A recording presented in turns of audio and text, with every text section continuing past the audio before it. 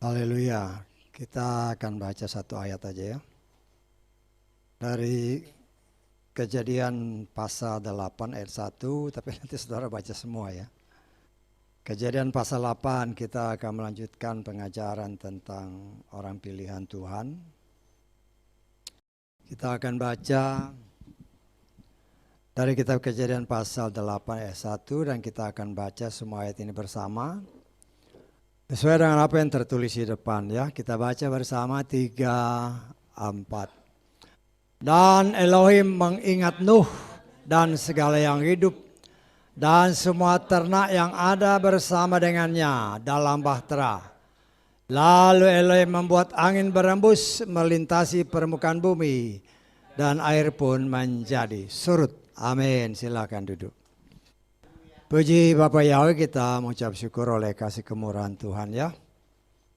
Kita sedang belajar tentang umat pilihan Tuhan. Dan kita melihat Tuhan serius ya dalam proses pembentukan umat pilihan Tuhan. Tuhan tidak main-main dan sebagaimana yang diingatkan Yeshua, kedatanganku seperti zaman Nuh. Ya. Itu kata Yeshua, itu kata kebenaran. Ya. Jadi jangan kita main-main. Kita lihat pada zaman Nuh, manusia kejahatannya begitu sangat luar biasa, sehingga sampai Bapa Yahweh mengeluarkan suatu pernyataan bahwa dia menyesal menciptakan manusia. Ya. Nah, kita bisa membayangkan bagaimana kalau pribadi seperti Bapa Yahweh Sang Pencipta itu menyesal akan apa yang dia ciptakan. Ya. Dan kita melihat tentunya kalau menyesal karena yang diciptakan ternyata tidak menjadi seperti yang dia harapkan. Karena manusia itu diciptakan bukan sebagai robot ya. Manusia diciptakan serupa dan segambar dengan Tuhan, secitra kata terjemahan-terjemahan kita, dengan Tuhan. Diberikan kepribadian yang bebas untuk menentukan pilihannya. Ya. Dan kita melihat dalam pelajaran-pelajaran yang sudah kita pelajari, ya, sangat luar biasa Tuhan kita itu. Sehingga kalau dulu kita berpikir-pikir kenapa di Taman Eden kok ada 2 pohon, dan itu sudah disingkapkan oleh Tuhan sebagai bentuk kasih Bapa Yahweh kepada ciptaannya. Dan kemudian kita melihat karena pekerjaan ataupun campur tangan setan dalam ciptaan Tuhan, khususnya manusia, karena setan juga ciptaan Tuhan ya. Tetapi manusia yang diciptakan serupa dan segambar dengan Tuhan, setan berusaha merusakkannya. Dan kalau saya boleh katakan dalam hal ini setan berhasil merusak manusia, merusak ciptaan Tuhan, sehingga tidak lagi serupa dan segambar dengan dia. Ya.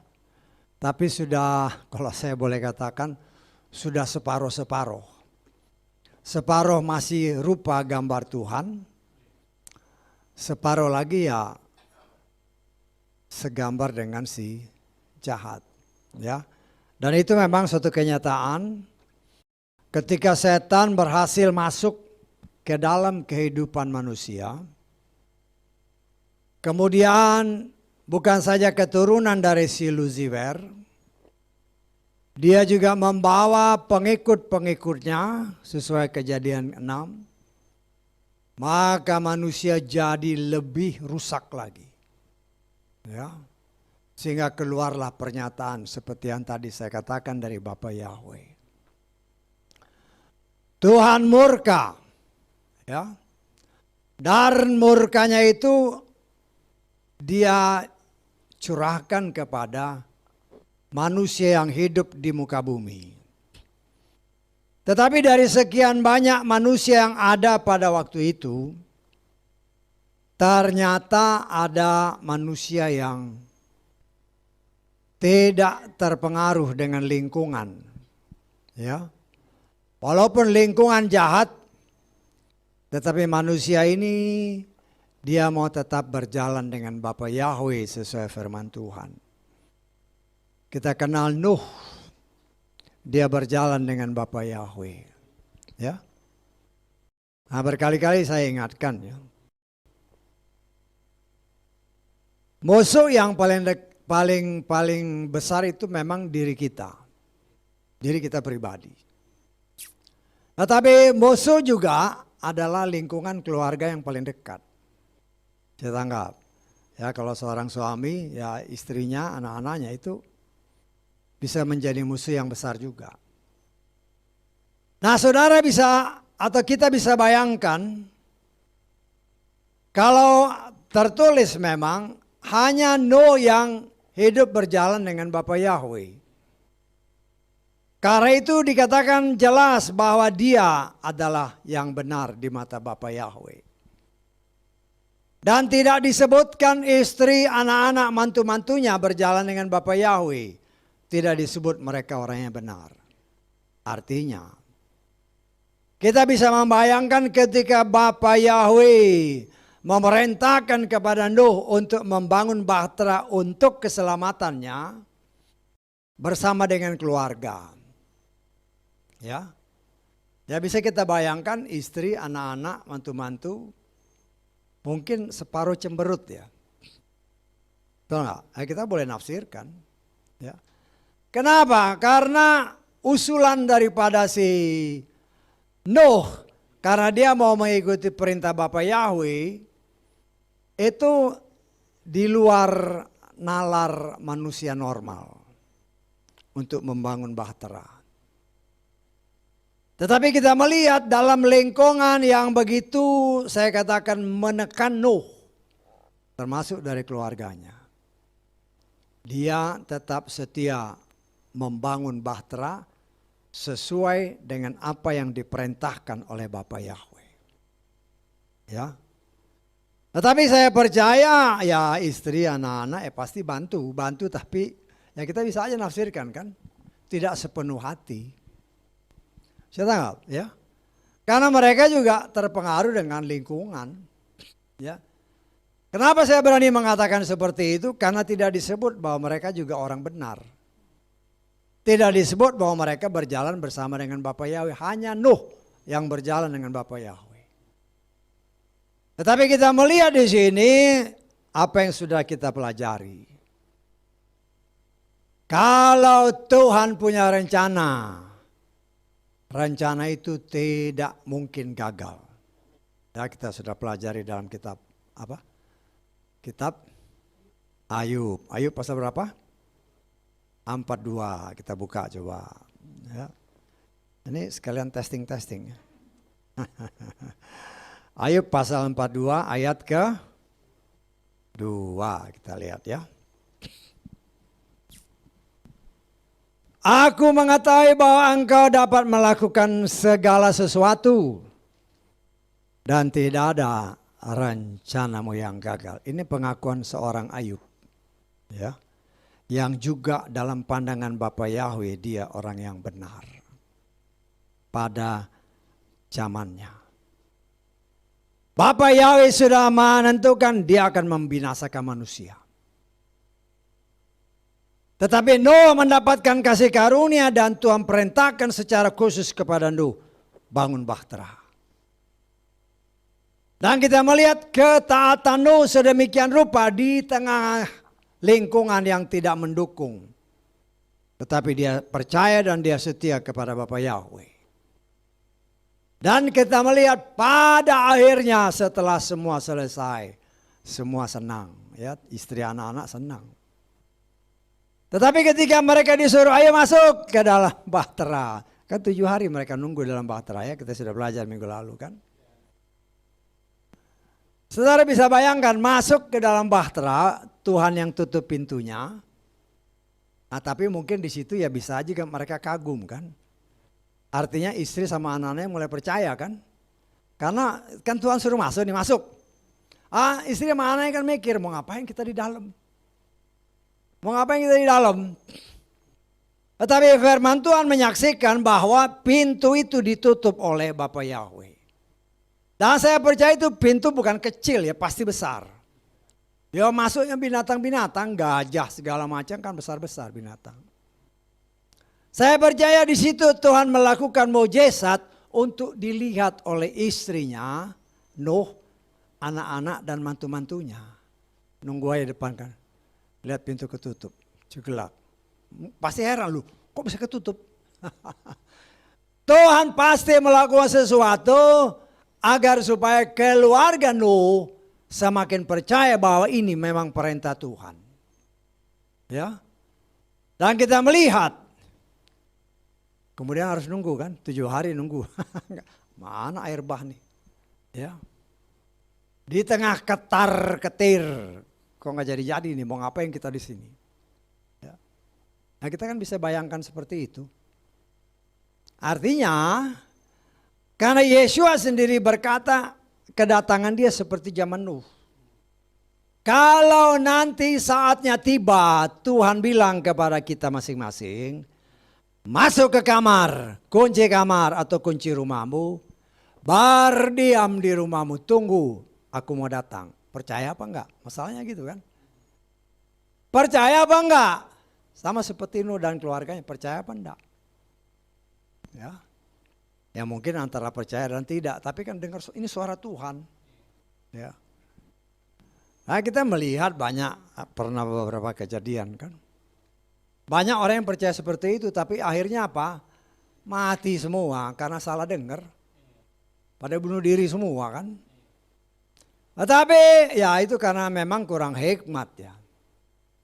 Tetapi kita percaya ketika dia datang sebagaimana tertulis sesuai dengan waktu-waktu yang dia berikan sendiri. Kita melihat ketika mereka menunggu dengan sabar. Akhirnya kan mereka dengar, hujan. Lah sudah mulai sukacita kan, berarti ini benar. Karena mungkin kan tidak disebut ada hujan ya sebelumnya ya. Mungkin itu hujan yang pertama loh. Bisa tangkap maksud saya? Ya. Kan dikatakan ada dalam kitab Kejadian 1 atau 2 itu Tuhan belum menurunkan hujan. Mungkin saya sampai kepada zaman Nuh belum ada hujan, bisa aja begitu. Jadi orang juga nggak ngerti. Oh air dari mana? Mereka tidak mengerti bahwa Tuhan sanggup menurunkan hujan. Bisa tahu kita bisa menafsir seperti itu ya. Sehingga ketika hujan turun, mereka juga heran, loh ini apa ini? Air. Apalagi semakin besar, semakin besar, semakin besar.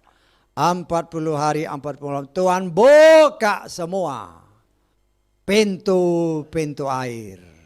Ya, yang kita melihat di sini. Air berbicara firman. Tetapi kalau berbicara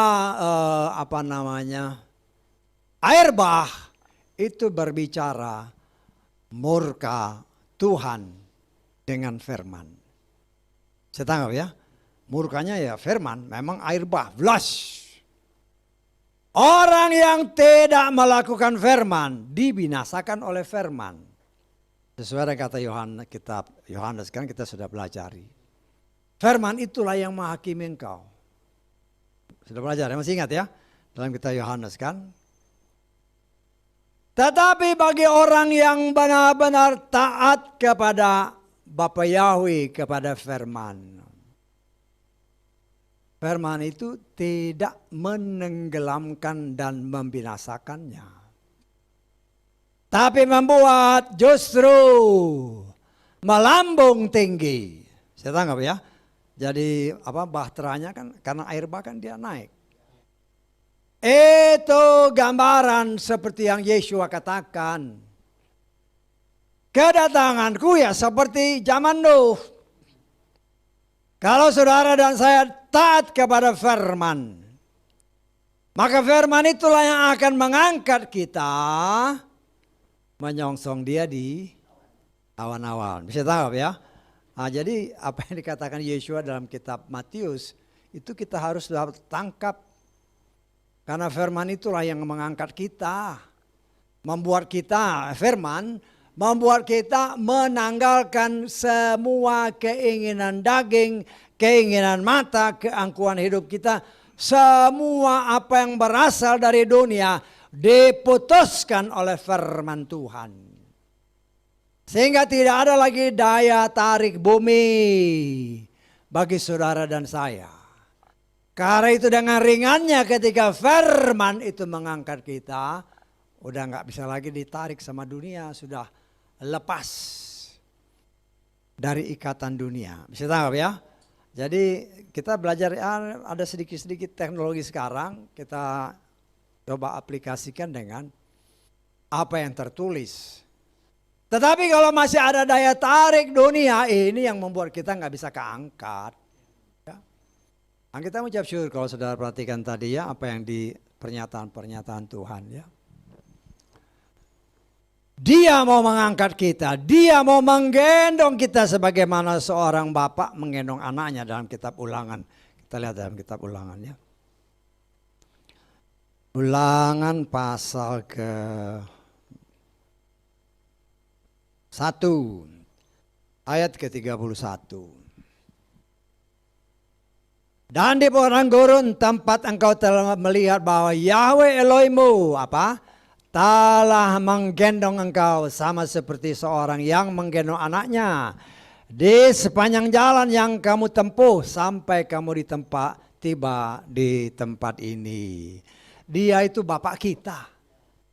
Ya. Sudah diberitakan kan bahwa ketika Bapak Yahweh ngomong sama Moshe, ya, umat Yesrael itu adalah anakku yang sulung. Dan kita ini anak yang bungsu, sesuai dengan apa yang Yesus berikan dalam banyak perumpamaan. Ya, kita sebagai anak, ketika ada air bah yang melanda, dia menggendong kita, dia angkat kita. Melambung tinggi, sehingga murka Tuhan tidak menjamah kita. Amin. Hanya yang tidak melakukan firman ya mati karena firman, karena dihakimi oleh firman sesuai dengan kitab Yohanes. Ya. Nah, saudaraku yang dikasih oleh Bapa Yahweh, sangat luar biasa kasih Tuhan. Kita sedang belajar tentang umat pilihan. Ya. Namanya aja dipilih dari tengah dunia yang dikatakan oleh firman Tuhan. Seperti zaman Nuh, brengsek sudah. Sudah tidak lagi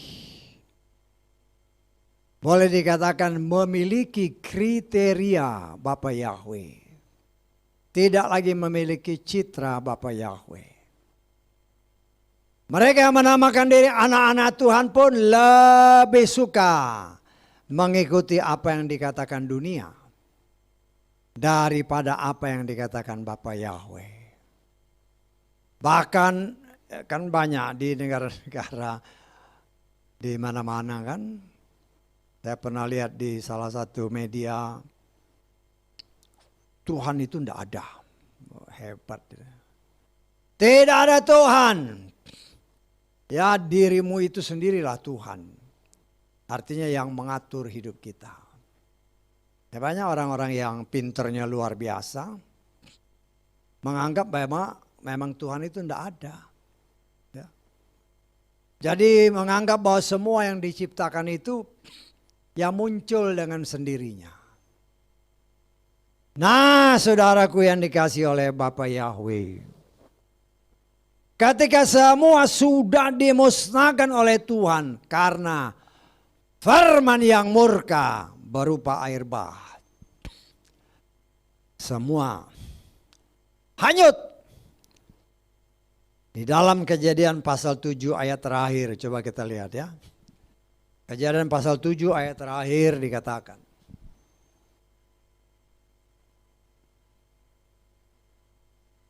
ayat terakhir, dan berkuasalah air itu di muka bumi selama berapa? 150 hari lamanya. Ya. Tanggalan Yahudi biasanya 1 bulan itu 30 hari. Ya walaupun ada 29, 30, 29, 30. Tapi pukul rata adalah 30 hari. 150 dibagi 30 berarti 5 bulan. Anggap ya. 5 bulan. Habis. Ya. Musnah semua yang Tuhan ciptakan. Ya. Tetapi dia harus lakukan itu karena dia menyesal. Tetapi Nuh dan keluarganya mendapatkan kasih karunia. Firman Tuhan yang tadi kita katakan, Elohim setelah 5 bulan dia ingat Nuh. Jadi orang bisa, oh jadi Tuhan lupa dong ya. Lord bukan. Ya kalau kita mau tafsirkan secara letterlek kan. Elohim mengingat Nuh setelah 5 bulan. Lo berarti Tuhan lupa. Lo bukan. Setelah waktu yang ditetapkan oleh Tuhan. Berkali-kali saya katakan kan. Kalau kan tadi kan 150 hari berarti berapa? 5 bulan. 5 ya. 5 dalam bahasa Ibrani alef bet gimel dalet hei itu 5. Hei itu artinya behold, melihat. Setelah 5 bulan Tuhan melihat semua habis. Yang ada di tengah laut cuman 1 bahtera kecil. Ya, bahtera kecil, kenapa saya bilang kecil? Loh semua kan cuman air doang, enggak ada yang daratan kelihatan. Semua ditenggelamkan oleh Tuhan, bergondong-gondong berbicara kesombongan manusia, keangkuhan manusia. Ditenggelamkan oleh murka Tuhan karena dia murka. Karena dia sangat marah dengan ciptaan yang tidak mau melakukan kehendaknya. Karena itu dikatakan ketika Tuhan melihat itu. Ya namanya orang, kan ini orang yang dikasihi si Nuh. Karena Nuh kan bergaul dengan Tuhan terus, berjalan dengan Tuhan. Ya, Tuhan juga melihat kan kapal kan. Makanannya juga makanan yang sederhana pasti.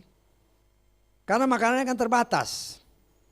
Nah kita sudah, nanti kita lihat lagi.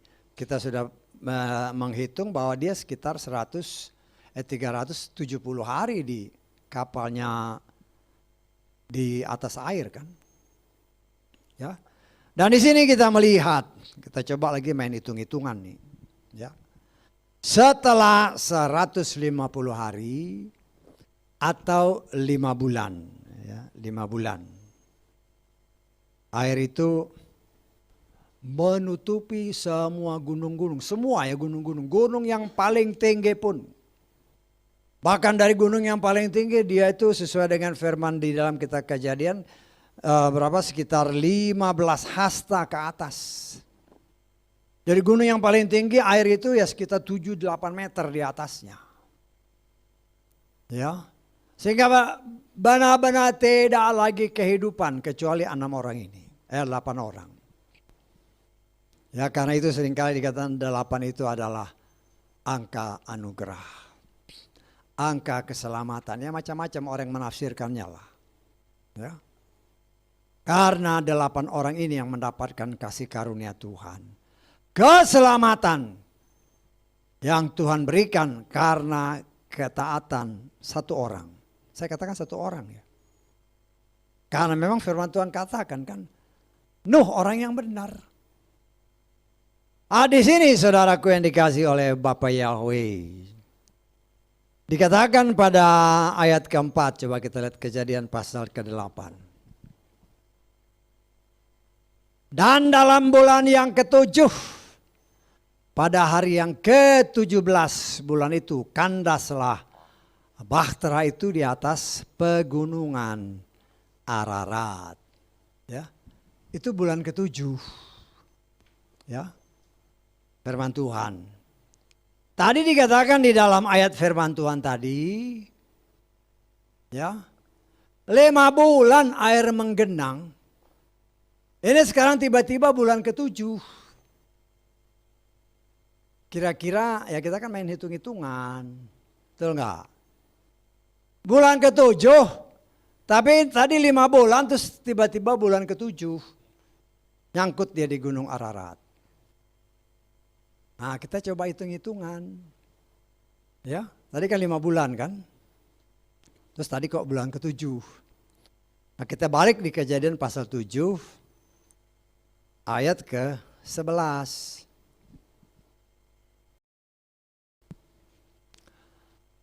Pada tahun ke-600 dalam kehidupan Nuh. Pada bulan keberapa? Bulan kedua. Ya. Pada hari yang ke-17. Ingat. Bulan kedua. Hari ke-17. Ditambah 5 bulan. Tadi kan bulan kedua nih, umur 600 si Nuh ya. Bulan kedua, hari ke-17. Terus tadi air menutup bumi 5 bulan. Berarti benar apa yang dikatakan ayat 4. Pada hari yang ke-17, bulan yang ke-7. Pas 5 bulan kan, betul nggak? Bulan kedua, hari ke-17. Ditambah 5 bulan ya bulan ke-7 ya, tanggal 17. Bisa ditangkap? Tepat firman, jadi artinya ini firman. Bukan seperti yang pernah diberitakan ini sama ini nggak cocok. Ya itu karena akal pikiran manusia.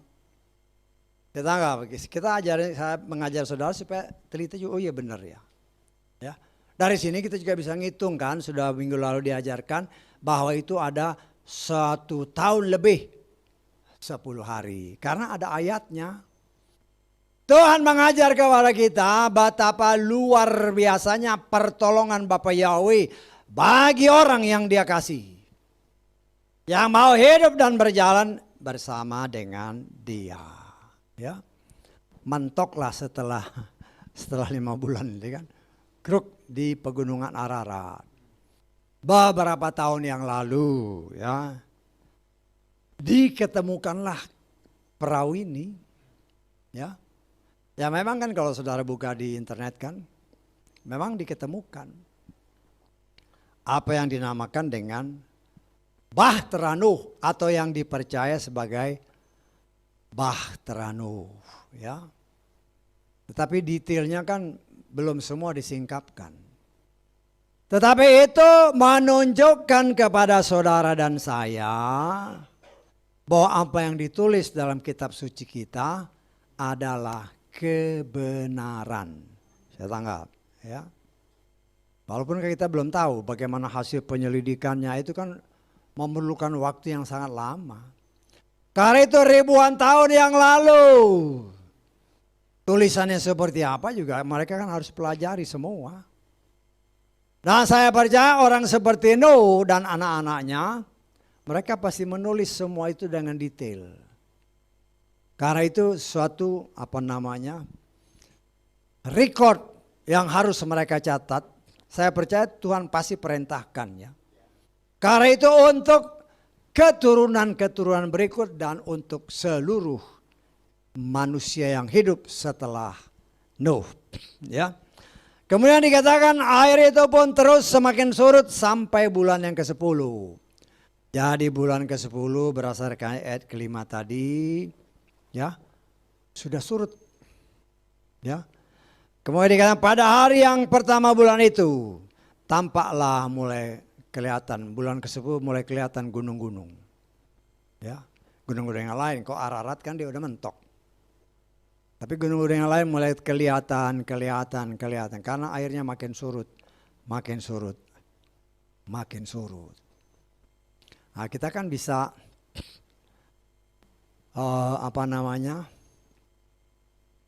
mencoba untuk menafsirkan, ya. Saya tanya saya, kalau ini bumi, loh semuanya dipenuhi air. Kalau airnya surut, kemana airnya? Bisa tanya saya, airnya kemana? Itulah cara Tuhan yang sangat luar biasa. Ya, ya kita pernah belajar dulu zaman saya sih namanya ilmu bumi, nggak tahu sekarang, nggak tahu masih belajar ilmu bumi nggak sekarang? Saya nggak ngerti lah. Ya, kalau dulu masih ada ilmu bumi, ya, globe gitu kan bumi, ya. Nah, kita ini negara yang ada di ekuator. Ekuator ini digambarkan sebagai tempat matahari. Ya, kita berkeliling. Jadi matahari ya daerah situ aja. Bumi kan muter, jadi dia di situ. Saya tangkap ya.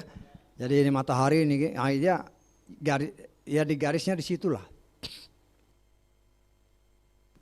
Berasakan ini saya ingat aja nih. Ya mungkin ada yang salah-salah, tapi asal ngerti ya, ini kan ini bumi kalau saya nggak salah SD kita belajarnya. Jadi puluhan tahun yang lalu kan. Saya ingat kalau Bapak Ibu seringkali kan, ini kok jam segini udah gelap. Sekali gitu nggak? Pagi-pagi, udah jam segini kok terang. Pernahkah terpikir kenapa? Nah, kalau nggak pernah berarti dulu mungkin ilmu buminya kurang bagus. Nilai ilmu buminya maksud saya. Waktu sekolah ya. Waktu sekolah dulu mungkin ilmu buminya nggak bagus. Nah, tapi kan saya ya memang udah lupa, udah kira-kira. Ini ekuator nih. Kita ini negara Indonesia itu ada garis ekuatornya itu salah satunya di daerah Kalimantan itu kayak Pontianak. Bisa tanggap, itu dilewati garis ekuator. Katulistiwa, garis katulistiwa. Itu lewat situ dia. Pulau Jawa ini ada di sebelah selatan ekuator. Seingat saya. Matahari itu, saya lupa berapa derajat kalau saya nggak salah, 33,5 derajat sebelah selatan ekuator dan 33,5 derajat utara ekuator. Kalau saya nggak salah ingat nih, karena namanya udah lama kan. 3 bulan dia di sebelah utara. Ini garis ekuator nih. 3 bulan matahari di sebelah utara. Kalau dia di sebelah utara, kita kan di selatan nih. Jadi apa? Cepat gelap. Dia tanggap. Cepat gelap karena materinya jauh. Nanti 3 bulan kemudian dia di sebelah selatan. Ketika dia selatan, loh kok cepat terang. Saya tanggap. Ya. Nah, matahari itu ada garis katulistiwanya ya, istilahnya dia disitulah ngidernya. Semakin dia ke atas atau semakin dia ke bawah, semakin dingin temperaturnya karena jauh dari matahari. Jadi kalau saudara pergi katakanlah ke Rusia itu dingin karena jauh dari katulistiwa. Begitu juga kalau kita ke daerah Selandia Baru di selatan itu dingin karena jauh dari katulistiwa. Tetanggap. Semakin jauh satu kutub utara, satu kutub selatan, beku. Sedang nggak beku? Karena temperaturnya 0. Disitulah cara Tuhan yang luar biasa. Air yang tadinya menggenangi seluruh pelosok muka bumi, cara Tuhan, air yang banyak itu berhembus angin tadi kan, ditiup ke atas, ditiup ke bawah, karena ke atas makin dingin jadi beku. Makanya di kutub utara itu es melulu. Begitu juga di selatan. Anggap, ini ilmu bumi yang masih SD udah 40-50 tahun yang lalu. Cuman ya kita coba-coba ingat karena ada air bah ini. Kita harus pikir ya kemana airnya. Tahu nggak? Surut loh kemana airnya. Sedangkan saya belajar ini. Kalau laut dibandingkan daratan itu boleh dikatakan 30 banding 70. Banyak lautnya daripada daratnya. Ya tanggap. Lo kalau banyak lautnya daripada daratnya ya kerendam semua. Karena itu Tuhan bekukan air-air ini di kutub utara dan di kutub selatan. Saya tanggap ya. Karena dingin dia, sedot lah. Saya tanggap. Loh, tapi kan sekarang ini dunia lagi repot ini. Makanya berusaha ditiadakan semua yang namanya penghasil panas. Termasuk pabrik-pabrik yang menghasilkan karena bakar-bakar bahan bakar yang dari fosil itu. Minyak segala macam kan dari fosil. Bakar, uapnya jadi panas, mobil-mobil juga bikin panas. Itu yang mengakibatkan temperatur jadi naik. Semakin naik temperaturnya, lo air yang di atas sama es yang di atas, es yang di bawah mulai mencair. Saya tanggap. Karena itu jangan heran di beberapa tempat, katakan di Indonesia lah. Ya. Karena airnya mencair, lautnya jadi naik, lautnya jadi naik, loh makanya mulai kerendam. Siapa yang salah? Betul nggak? Siapa yang salah? Salah Tuhan apa salah manusia? Ya. Di sinilah kita melihat ada tertulis, kita lihat Yesaya 24 ayat 5 dan 6 aja dah. Nanti saudara baca ya. Yesaya 24 ayat 5 dan 6. Bumi menjadi cemar oleh penduduknya karena mereka melanggar hukum, mengubah ketetapan dan merusak perjanjian yang kekal. Dengan demikian sumpah telah melahap negeri dan mereka yang tinggal di dalamnya dinyatakan bersalah. Karena itu orang-orang yang berdiam di negeri itu dimusnahkan.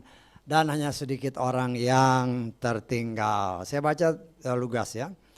Bumi cemar karena penduduknya sebab mereka pelanggar hukum. Mereka mengubah ketetapan dan mengingkari perjanjian kekal.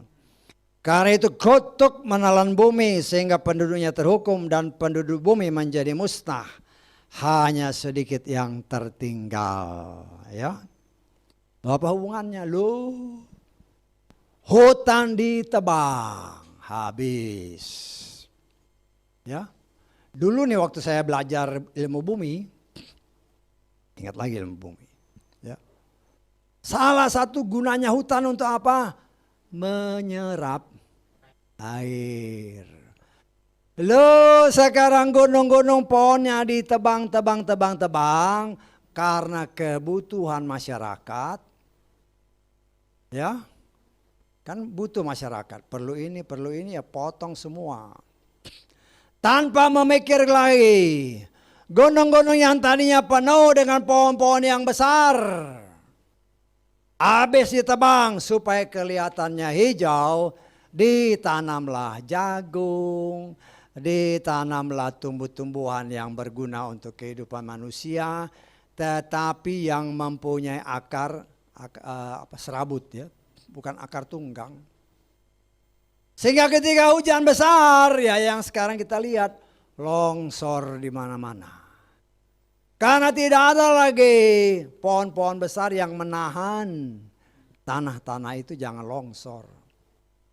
Karena itu dikatakan bumi rusak. Karena siapa? Karena ulah manusia. Sedang ulah manusia ini. Ya. Karena itu beberapa negara, ya, termasuk Indonesia ini adalah negara yang boleh dikatakan mereka bilang paru-parunya dunia. Ya, termasuk juga di daerah Amerika, Afrika, Amazon segala macam itu kan banyak pohon. Itu namanya paru-paru dunia. Karena itu mereka berusaha menghimbau negara-negara ini. Jangan ditebang pohonnya. Atau diatur kalau potong ya kayak begini-begini. Supaya tetap ada menjadi penghasil oksigen untuk manusia. Ya. Jadi kita harus juga bisa mikir kok menghasil oksigen kan gitu. Ya mungkin ya ini pengetahuan sedikit lah, saya lupa-lupa ingat, cuman dasarnya begini, pohon nih. Kalau kita tidur di bawah pohon, khususnya siang hari ya, pohon itu menghasilkan oksigen sehingga kita bisa tidur lelap. Tapi kalau saya nggak salah ingat, kalau malam hari dia menghasilkan oksigen CO2, karbon dioksida. Jadi manusia dengan pohon itu saling isi. Ya, kita membutuhkan oksigen, dia membutuhkan CO2 juga. Saya tanggap. Jadi saling isi mengisi. Itulah untuk keutuhan hidup dunia yang diciptakan Tuhan sangat luar biasa. Menciptakan semua dengan sangat luar biasa. Saling membutuhkan. Tetapi itu semua dirusak oleh manusia. Akhirnya jangan heran. Kalau sekarang ya. Apalagi banjir. Ada pengetahuan-pengetahuan. Bukan di sini yang salah. Itu yang ini hujan kiriman. Ya macam-macam pendapat lah, kita tidak membahas soal itu urusan mereka lah. Ya. Tetapi ada firman Tuhan menyatakan semua air di sungai ngalir ke laut, tetapi laut nggak penuh-penuh. Saya tanggap. Jadi laut itu memang buat penampungan semua air. Dari rumah-rumah masuk ke got, kan? Dari got masuk ke kali, dari kali masuk ke laut. Itu firman Tuhan kita. Tapi orang-orang yang pintar-pintar di luar sana ada juga yang berpendapat lain ya. Ya itulah akibatnya. Ulah manusia membuat airnya apa? Banjir. Salah siapa? Salah sendiri. Karena tidak sesuai dengan apa yang tertulis. Nah, kemudian kita lihat di sini. Ya. Kalau saudara baca ayat-ayatnya karena disebut 40 hari dan sebagai macamnya. Kemudian kita melihat kemudian pada akhir dari 40 hari setelah bulan ke-10 ya. Berarti itu sudah masuk kalau 40 hari, bulan ke-10 itu 40 hari kemudian berarti dia sudah bulan ke-11. Saya tanggap ya. Kita melihat lalu dia melepaskan burung gagak. Si siapa? Nuh. Melepaskan burung gagak. Pertanyaannya ngapain si Nuh ngelepas burung gagak? Betul nggak? Kenapa dia harus lepas burung gagak? Lah Tuhan kasih ingat, ada tertulis ya. Di dalam kitab Matius. Pasal ke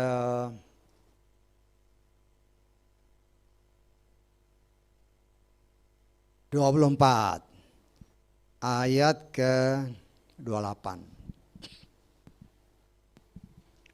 Matius 24 ayat 28. Sebab di mana saja ada bangkai, di sana burung nasar akan berkumpul. Di mana ada bangkai, di sana burung elang atau burung gagak itu berkumpul. Kalau saudara mungkin sering kali lihat atau kalau sering pergi ke hutan, atau sering kalau lihat-lihat film gitu kan. Kalau ada bangkai di bawah, atau kalau saudara lihat ada burung gagak itu muter-muter di atas, itu biasanya ada bangkai di bawah. Bisa tangkap maksud saya? Ya kalau ada banyak itu burung, oh ini pasti ada sesuatu. Entahkah dia sudah mati, pokoknya sudah nggak bergerak. Artinya burung-burungnya ini siap untuk memakan dia. Entahkah itu binatang, entahkah itu manusia. Dan saya percaya ini ada hubungannya dengan apa yang dikatakan oleh firman Tuhan dalam kitab Kejadian 8 ini. Ya. Dengan hikmat yang berasal dari Tuhan, dia lepaskan burung gagak. Kenapa? Kalau dia lepas burung gagak, dia tahu bahwa burung gagak ini makanannya bangkai. Tangkap? Karena itu, ini yang pernah saya buka, ya, Tuhan bukakan di sini. Ini terjemahan kita kurang bagus. Ya. Kita lihat di dalam ayat ke-7, Kejadian 8 ini.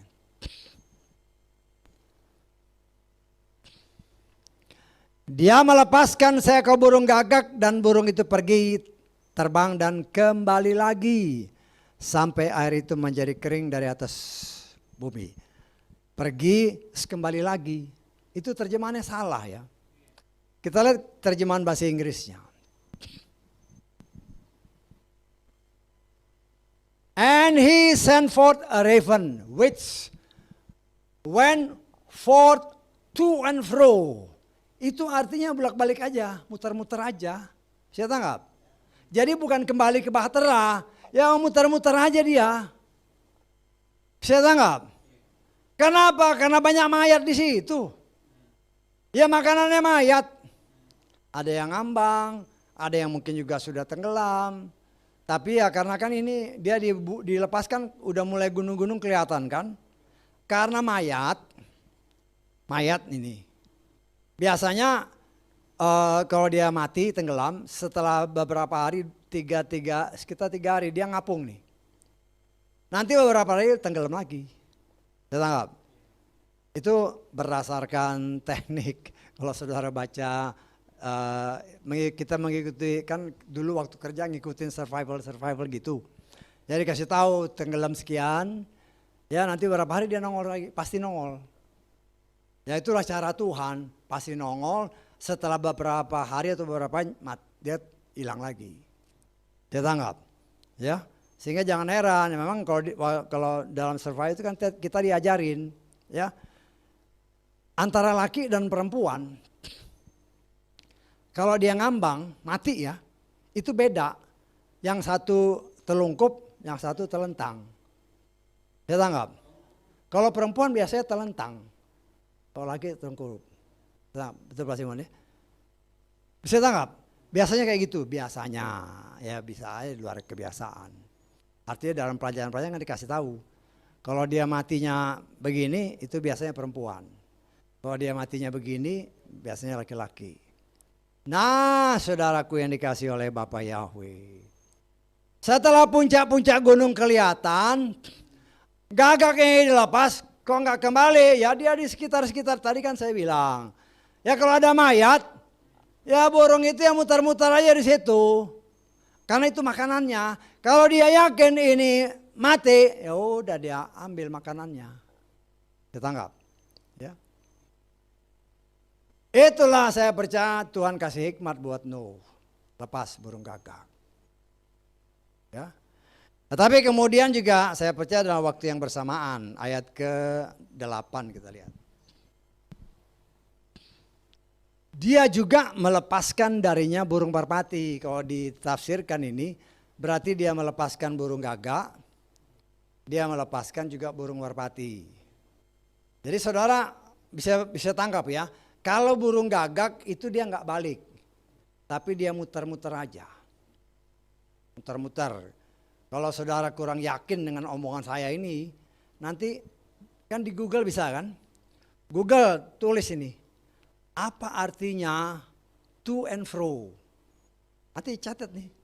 To and fro, nanti di situ kasih tahu sama dia. Ya, itu muter-muter atau bolak-balik aja. Saya tanggap. Ya, supaya ini dia ngomongin gembala bener enggak? Ya saya kasih tahu caranya. Di Google aja, di kamus itu bukan kalau di kamus kayaknya enggak. Itu harus di kata-kata apa idiom atau apa. Ada buku kamus yang memang spesial idiom ya. Idiom atau apalah namanya. Itu bisa ketahuan. Tapi kalau kan sekarang zamannya modern, ketika di Google to and fro itu artinya apa sih? Nanti dia kasih tahu bolak-balik atau ya bolak-balik pasti muter-muter, ya. Nah, saudara, burung merpati juga dilepas.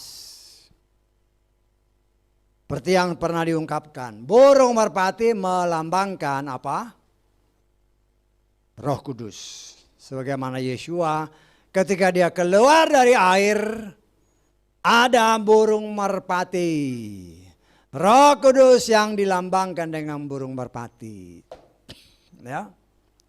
Tetapi burung merpati ini ketika dilepas, dia kembali lagi ke bahtera.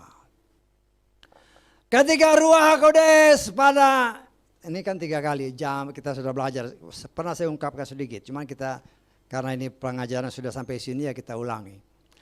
Zaman Bapa, zaman Anak, zaman Roh Kudus. Adam sampai Abraham, itu zaman Bapa, 2000 tahun persis. Dari Abraham sampai Yeshua, zaman Anak. Zaman Anak berarti zaman Firman. Itu dari Abraham sampai Yeshua, 2000 tahun persis. Dari Yeshua sampai saudara, sampai kita, itu zaman Roh Kudus. 2000 tahun, 2000 tahun, 2000 tahun menggenapkan apa yang Bapa Yahweh katakan. Aku tidak akan selamanya tinggal pada manusia. Rohku hanya akan ada pada manusia selama 120 tahun saja. 120 tahun Yobel kita sudah pelajari. 120 kali 50, 6.000 tahun saja. Roh Bapa Yahweh ada pada manusia. Dan ini sudah pada zaman Roh Kudus. Zaman akhir kata firman Tuhan. Ya, kalau zaman mula, zaman petengah, zaman akhir. Kalau saudara baca di dalam kitab suci kita, para rasul seringkali bilang zaman akhir. Yang dibilang zaman akhir itu dari Yeshua sampai sekarang. Saya tanggap, itu zaman akhir. Itu zaman Roh Kudus. Tetapi ketika zaman Bapa, merpati dilepaskan, Roh Kudus melihat semua manusia tidak ada yang layak menerima Roh Kudus. Semua dalam pandangan Bapa Yahweh mati. Kenapa? Karena berdosa. Ya binasa. Tetangkap ya. Itu zaman Bapa. Karena hanya orang pilihan saja yang berkenan kepada Bapa Yahweh. Karena itu ketika merpati dilepas, dia kembali kepada Nuh. Karena hanya Nuh orang yang benar. Nuh orang yang layak menerima Roh Kudus. Nuh orang yang layak untuk dipimpin oleh Roh Kudus. Karena ada tertulis, hanya engkau orang yang benar, kata firman Tuhan.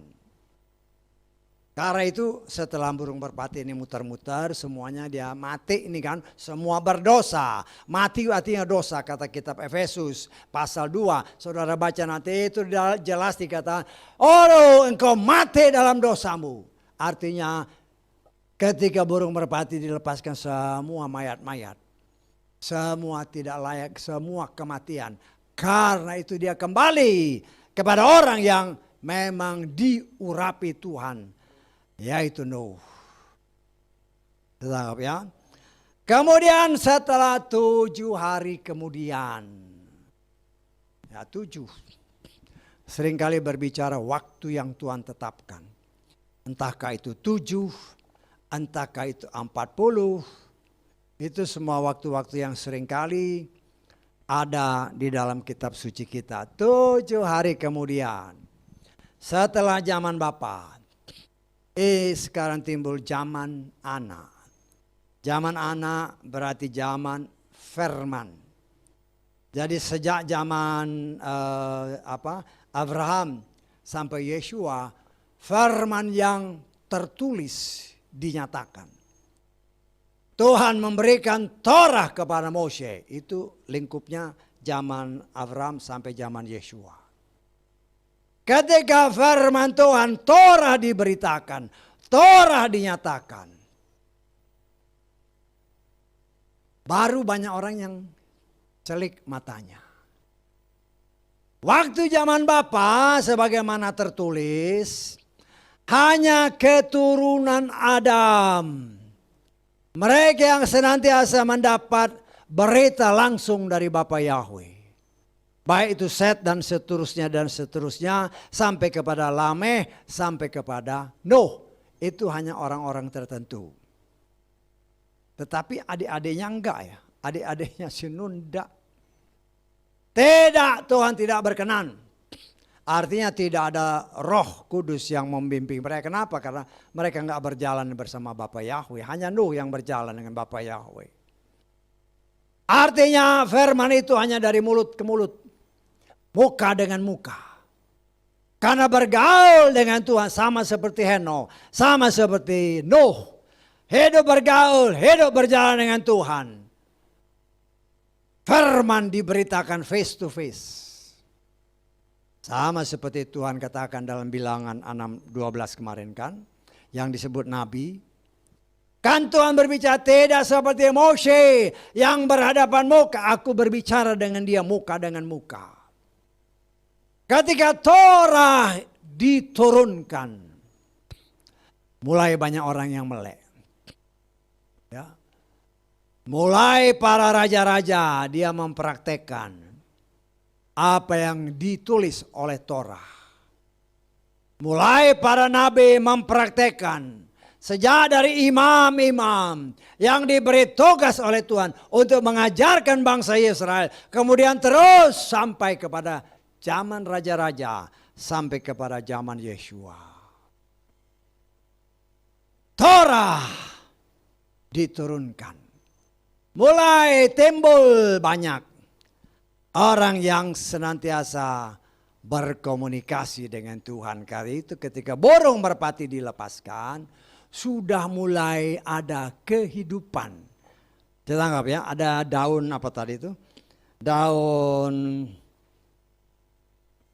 zaitun. Sudah mulai timbul kehidupan. Nyata mulai dari Moshe yang turun kepada para nabi, para imam orang Lewi, kemudian para nabi. Dan memang rata-rata para nabi itu orang Lewi ya. Kalau saudara perhatikan rata-rata keturunan imam, artinya orang Lewi. Ya. Mulai di situ Ruach HaKodes. Mulai ya tadinya cuma satu orang, mulai ada kehidupan selain orang-orang pilihan.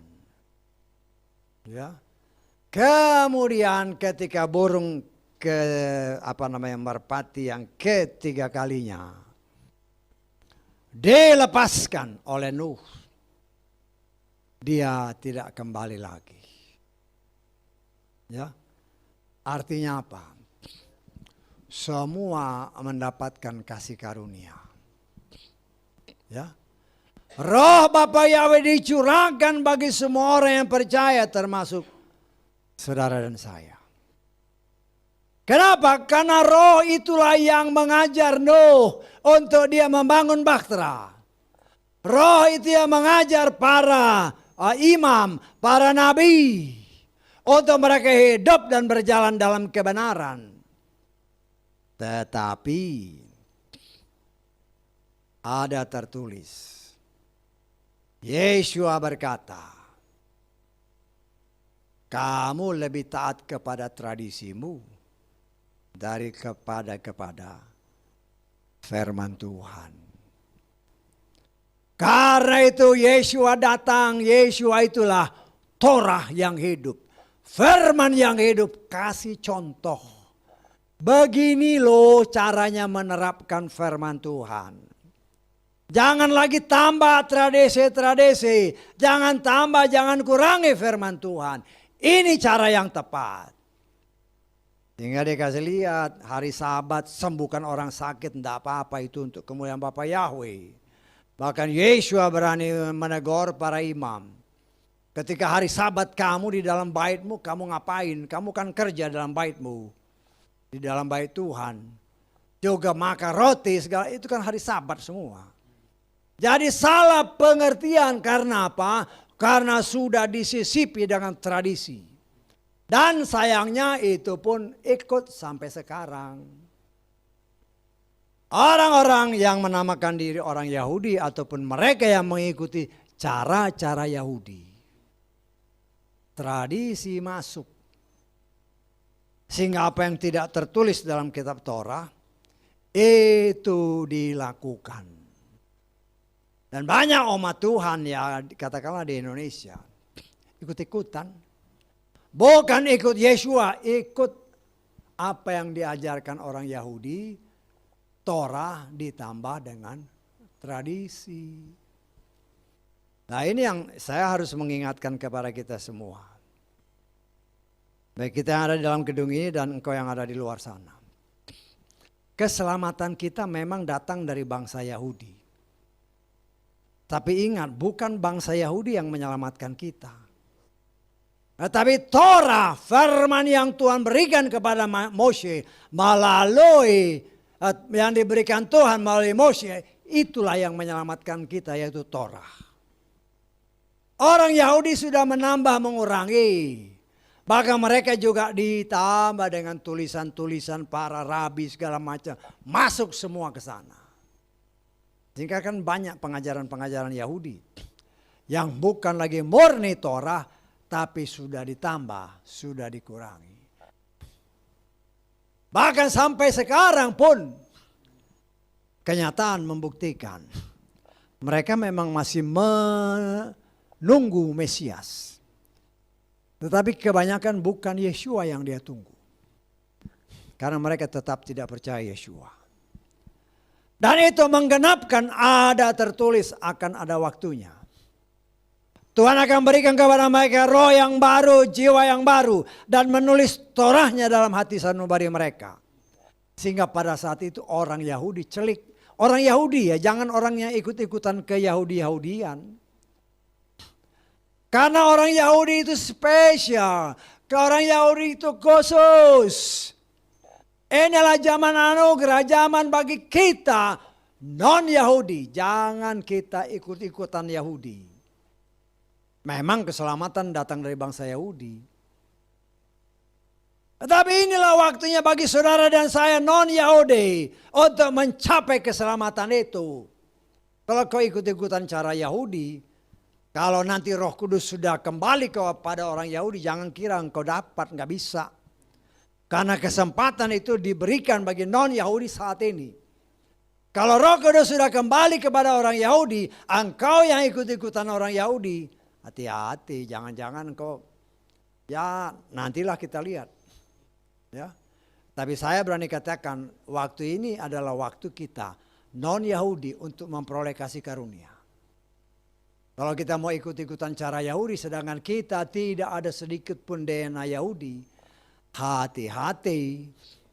Karena kita sudah belajar dalam kitab Roma kan. Tuhan katakan ada waktunya bilangan umat pilihan di luar Israel digenapi. Baru Roh Kudus kembali kepada bangsa Yahudi. Karena itulah Ruach Kodes. Borong itu dilepaskan untuk kita semua. Termasuk orang non-Yahudi. Supaya kita menerima roh yang kudus. Kita mengerti apa itu firman. Apa isinya. Apa artinya. Dan bagaimana melakukannya. Roh Kudus itulah yang mengajar saudara dan saya. Karena tanpa Roh Kudus. Tidak mungkin kita bisa melakukan firman Tuhan dengan benar. Sedangkan firman itulah yang dapat menyelamatkan kita. Dan itulah yang dikatakan oleh firman Tuhan tadi. Yeshua mengajarkan kepada saudara-saudara dan saya melalui kitab Kejadian ini.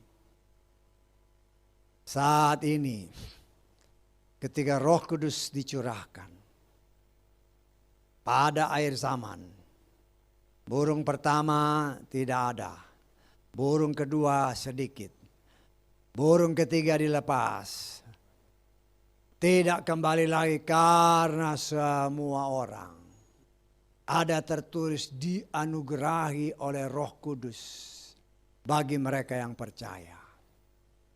Karena Roh Kudus inilah yang akan membimbing saudara dan saya, mengajar saudara dan saya, memampukan saudara dan saya bukan saja mengerti, tetapi mempraktekkannya dalam hidup kita. Inilah waktunya.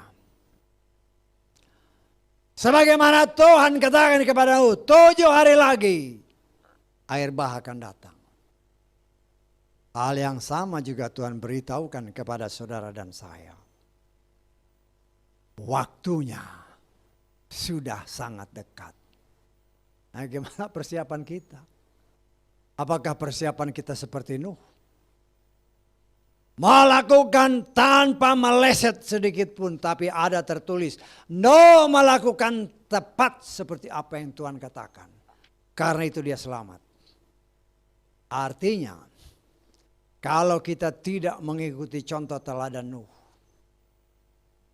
jangan-jangan kita tidak selamat. Tetapi dari mimbar ini Tuhan menghimbau kita semua, saudara dan saya. Apa yang dikatakan Yeshua itu bukan main-main. Kedatanganku seperti zaman Nuh.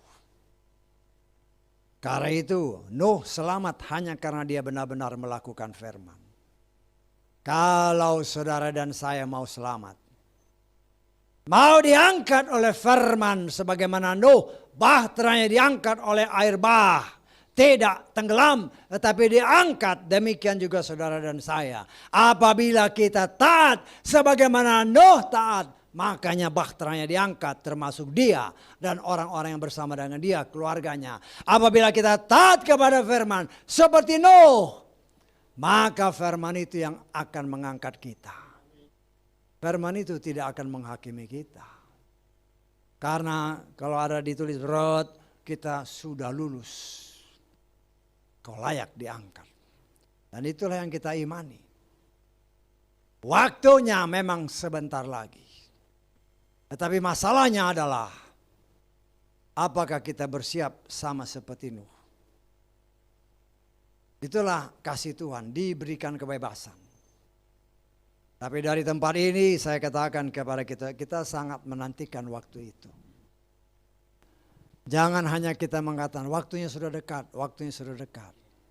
Pertanyaannya, seberapa siapkah kita? Ya, seberapa siapkah kita menyambut kedatangannya? Kita memang hidup di tengah dunia dengan segala keberadaan kita, segala kesibukan apa yang dipercayakan kepada Tuhan bagi kita. Lakukan semua. Lakukan seperti untuk Tuhan, tetapi tetap berdoa, tetap berseru kepada Tuhan. Karena bisa aja pada waktu yang Tuhan tetapkan, Tuhan bilang, stop kerjamu, bersekutu dengan aku. Ya, stop kesibukanmu. Saya percaya waktunya itu akan datang seperti itu. Seperti Nuh kan, seperti Nuh kan. Nuh itu 7 hari hanya di dalam sambil menunggu kedatangan Tuhan. Demikian juga kita ketika waktunya Tuhan sudah kasih.